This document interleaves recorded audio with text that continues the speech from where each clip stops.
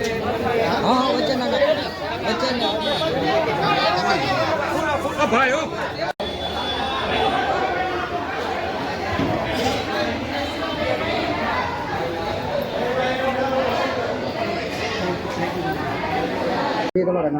મારું નામ Ravirajsinh Jethwa, ward number 6। અમારે અહીંયા 7-8 દિવસ ત્યાં રેલવેની નોટિસ આવેલી હતી। એકદમ અહીંયા ભયનો માહોલ હતો અમારા વિસ્તારમાં। એકદમ આમ બેનો દીકરીઓ બધા કોઈ કામ ધંધે નતા જતા। 7-8 દિવસ ત્યાં કોઈએ અનાજ પણ નથી લીધું। અને આજ અમે પૂનમબેનને રજૂઆત કરતા પૂનમબેનને અમને યોગ્ય નિકાલ કરેલ છે, તે બદલ અમે વિસ્તારવાળા પૂનમબેનનો આભાર વ્યક્ત કરવા આવ્યા છીએ। અને અમારા વિસ્તારમાં આજે એકદમ દિવાળી જેવો માહોલ છે, એટલે પૂનમબેન અને શહેર પ્રમુખ બીનાબેન કોઠારીનો અમે આભાર વ્યક્ત કરવા માટે અહીંયા આખા વિસ્તારવાળા આવ્યા છીએ। પણ તમે આ જોઈ શકો છો કે અમારા વિસ્તારમાં દિવાળી જેવો માહોલ છે। હનુમાન ટેકરી, દલિતનગર, સિદ્ધાર્થનગર, ગણપતનગર અને આજુબાજુના જે વિસ્તારમાં નોટિસ આવી હતી 2000 ની આસપાસ નોટિસ આપેલી હતી। અને અમારા વિસ્તારમાં આજ દિવાળી જેવો માહોલ છે। પૂનમબેનનો અમે અને બીનાબેન શહેર પ્રમુખનો અમે આભાર માનીએ છીએ।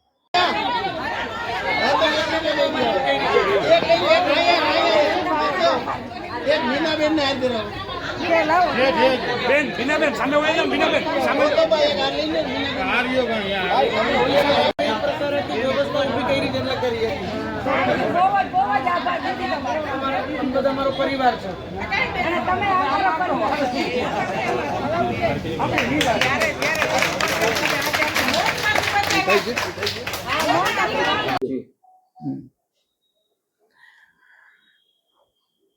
આપ સૌ જાણો જ છો અને 3 દિવસ પહેલાં આ સંદર્ભમાં આપણે બધાને મળવાનું થયું હતું। જામનગર મહાનગરમાં વોર્ડ નંબર 6માં અને અન્ય અમુક જગ્યાએ જે રેલવેની ડેમોલિશનની નોટિસ લગભગ અપ્રોક્સ 1500થી 2000 રહેણાંકોને જે નોટિસીસ ડેમોલિશનની આવી હતી એ સંદર્ભમાં લોકોમાં ખૂબ જ ગભરાટ હતી। એક તાત્કાલિક 7 દિવસની અંદર જગ્યા ખાલી કરવાની નોટિસ હોય તો એમાં રહેવા ક્યાં જવું, એમની પોતાની વૈકલ્પિક વ્યવસ્થા ક્યાં કરવી। અને ઘણા પરિવારો તો એવા છે કે કદાચ દિવસનું કમાઈ અને એ જ દિવસે રાત્રે જમતા હોય એવા પરિવારો પણ છે। એટલે એમના માટે તો બીજી વ્યવસ્થા રહેવા માટે ક્યાં કરવી, પરિવારને લઈ જવા, એ એક પ્રશ્ન હતો। બાળકોની એક્ઝામનો સમય નજીક આવતો હોય તો આ ઘણા બધા પ્રશ્નોને લીધે થઈ અને એક ભયનો માહોલ હતો, એક ગભરાટ હતી લોકોમાં, એક એવી બીક હતી કે અચાનક જ અમે બેઘર થઈ જાશું। તો એ સંદર્ભમાં મેં આજની તારીખે એટલે આજે સોમવારે 16 તારીખે કલેક્ટર કચેરીએ એક મિટિંગનું આયોજન કર્યું હતું। જે મિટિંગમાં રેલવે વિભાગના ડીઈ અને અન્ય અધિકારીઓ ઉપસ્થિત હતા, કમિશનરશ્રી ઉપસ્થિત હતા, કલેક્ટરશ્રી ઉપસ્થિત હતા। બધાની ઉપસ્થિતિમાં ખૂબ વિસ્તારમાં ઘણી બધી ચર્ચાઓ થઈ। એમાં ઘણું બધું કન્ફ્યુઝન જે નોટિસીસ આવી હતી એમાંય હતું। મેં પહેલાં તમને કીધું એમ જે લોકોને સનત દ્વારા જે જમીનો અપાયેલી હતી એને પણ રેલવેની નોટિસ આવી ગઈ હતી। જે મહાનગરપાલિકાની હદમાં આવતા હતા એને પણ રેલવેની નોટિસ આવી હતી। અને રેલવેનું જે એન્ક્રોચ્ડ આખો એરિયા છે એમાં તો નોટિસીસ આવે, એ રેલવેની જગ્યા છે ને રેલવેને ક્યાંક ડેમોલિશન ડેવલપમેન્ટ માટે એ જગ્યાની જરૂર હોય તો એ નોટિસ આપીને ખાલી કરાવી શકે છે। પણ જે મુખ્ય મુદ્દાઓ મેં જે ચર્ચા કરી એ ચર્ચા એ હતી કે ડેવલપમેન્ટ માટે પણ જો એમને જરૂરિયાત હોય તો પહેલાં તો ડેવલપમેન્ટ એટલે કે જે ડબલ ટ્રેકનું અત્યારે કામ ચાલે છે એની આજુબાજુની અમુક જગ્યા જે ખાલી રાખવાની છે એ જગ્યા આઈડેન્ટિફાઈ થાય અને માત્ર જેટલી જગ્યા ખાલી રાખવાની છે એ લોકોને જ નોટિસ આપવામાં આવે। અને નોટિસની એક સમય મર્યાદા એવી રીતે નક્કી કરવામાં આવે કે ત્યાંના નાગરિકોએ જે રહેણાંકો છે એ પોતાની બીજી કોઈ વ્યવસ્થા ઊભી કરી શકે। એટલે મિનિમમ 2 થી 3 મહિનાની નોટિસ મળે।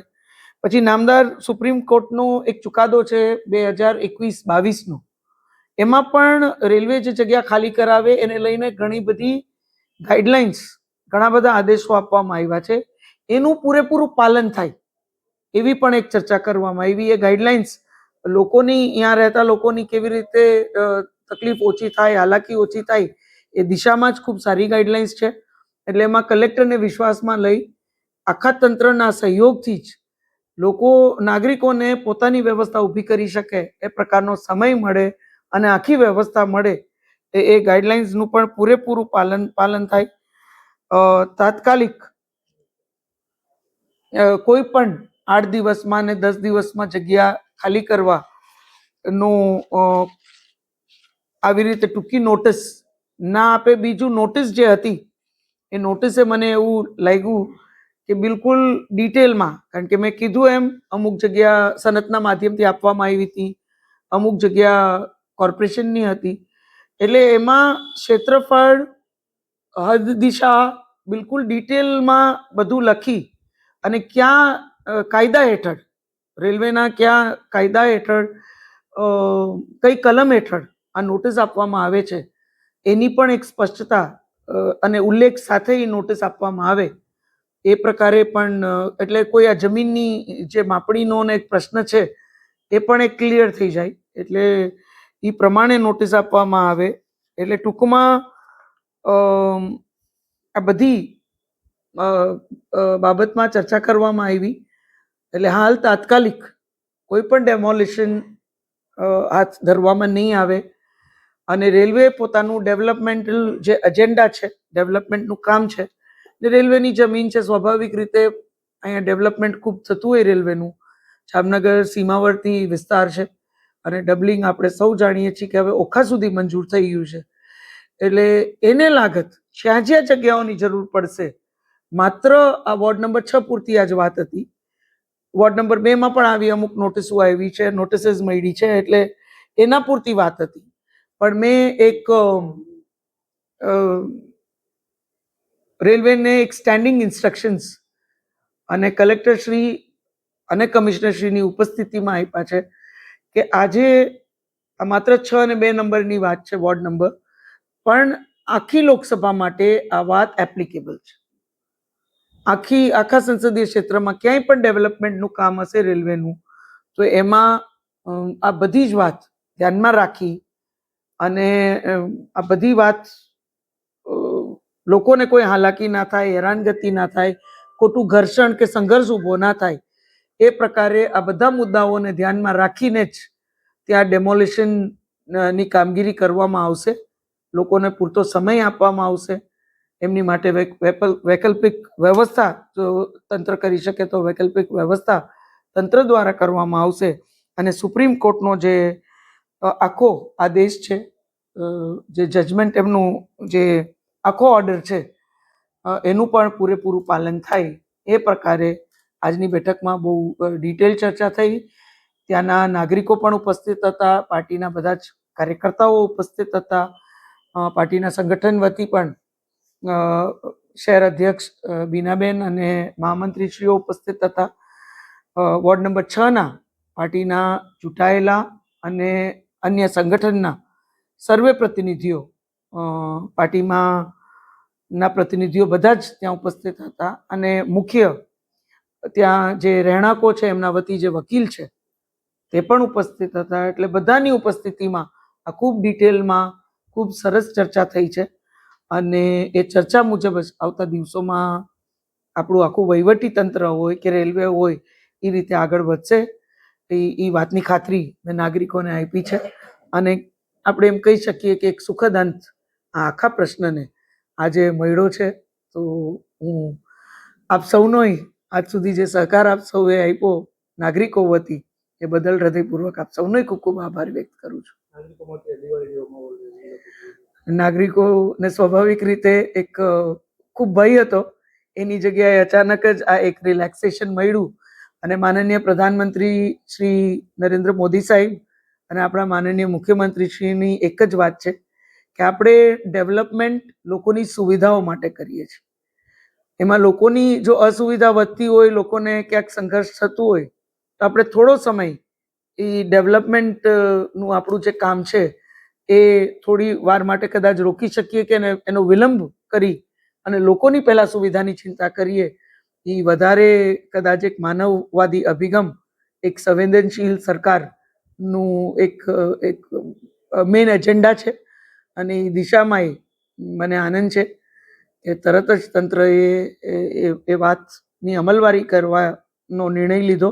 એ મુદ્દાઓ પર કલેક્ટર સાહેબે પછી કમિશનરશ્રીએ બધાએ ખૂબ મજબૂતીથી એક વાત કીધી કે આમાં એક પ્રોપર સંકલન વગર અને મુખ્ય લોકોને વિશ્વાસમાં લીધા વગર હવે કોઈ પણ કાર્ય નહીં થાય અને સુપ્રીમ કોર્ટનું પૂરેપૂરું જે ઓર્ડર છે એને માનવામાં આવશે ને એ જ પ્રકારે આવતા દિવસોમાં આખી કામગીરી હાથ ધરવામાં આવશે. તો સ્વાભાવિક રીતે નાગરિકો ખૂબ જ ખુશ છે અને નાગરિકોની સુવિધા અને ખુશી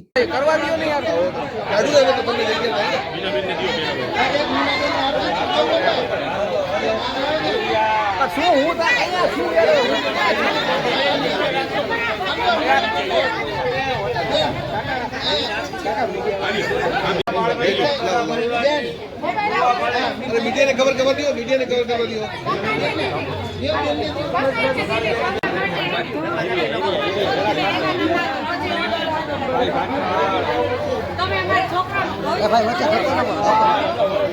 आराम थी हाथ तो ले लियो यार, हाथ तो ले लियो यार તમે